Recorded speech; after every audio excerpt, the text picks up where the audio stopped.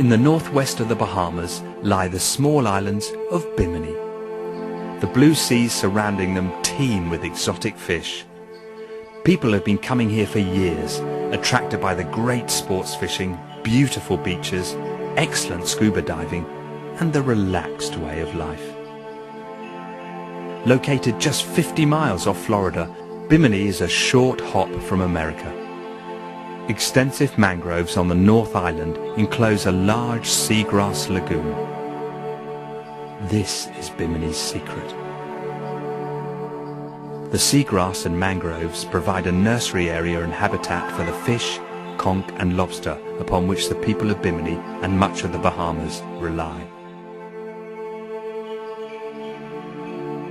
And is also a refuge for one of the world's most critically endangered fish, the small-toothed sawfish. Already extinct in the Mediterranean and Northeast Atlantic, the West Atlantic population has seen a catastrophic 95% drop in numbers. A relation of the shark, sawfish use their amazing snouts for feeding, but little is known about their life history. One of the greatest threats to these rare fish is habitat loss. In 1997, this threat became a reality. Despite plans to designate the North Sound as a marine protected area, the internationally financed RAV Bahamas Limited, in the face of local resistance, began developing Bimini Bay Resort. They planned extensive tourist accommodation, houses, a Hilton hotel, a casino, and an 18-hole golf course. To raise the level of this low-lying island, the developers have been dredging the lagoon and dumping the spoil onto the land and into the shallows. Healthy mangrove forest turned into desert. Thriving seagrass beds completely obliterated. The mangroves also protect the low-lying islands against storm, wave and hurricane damage. Mangroves are a buffer, and the seagrass is a buffer from storms. They soak up the excess moisture when a storm comes through and provide protection for the island itself. And if you put in a big resort and take out all the mangroves, one bad storm is going to just level this island. Mangroves also act as a carbon sink, absorbing and storing up carbon dioxide. Destroying mangroves releases vast quantities of CO2. Phase 1 destroyed acres of mangroves. Phase 2 is frighteningly more ambitious. These are the only significant mangrove and seagrass beds on the entire western Great Bahama Bank, and it is not just the sawfish that is found here.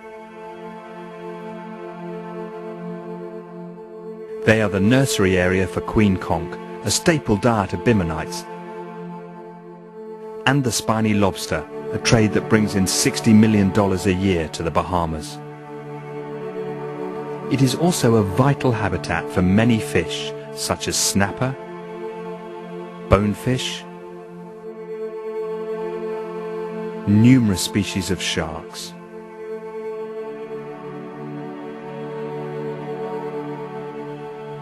And rays.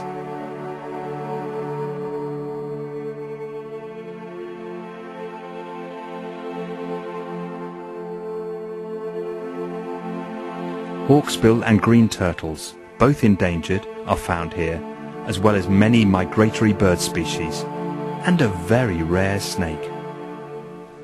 The Bimini boa is only found on the Bimini Islands in the Bahamas and in a couple other small nearby islands. Unfortunately, development is really taking a toll on their habitat. There have been many accusations of bribes made to government officials and council members. I was offered a job to run a sales office and share into the profits, okay, which is a lot of money, and I turned that down. I was also offered a freight boat. I was also offered a trip to Asia, all expense paid, but I am not for sale.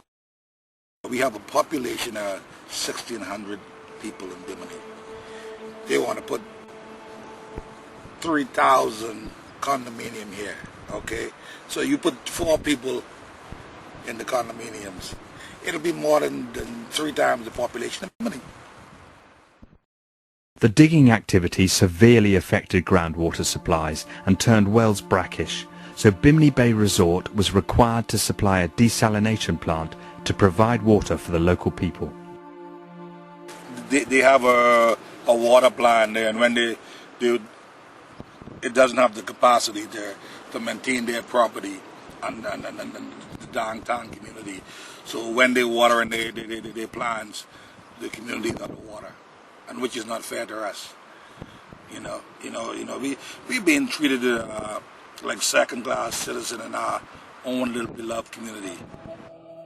Their website claims that Bimini Bay Resort is engaging in a habitat creation and restoration program that will maintain the surrounding mangrove wetlands healthy and teeming with life. This is the reality. Seagrass beds buried, acres of mangroves destroyed. If Phase 2 of the development is allowed to continue, it will be the nail in the coffin for the unique environment of North Bimini, the small-toothed sawfish, and the many other species that live there.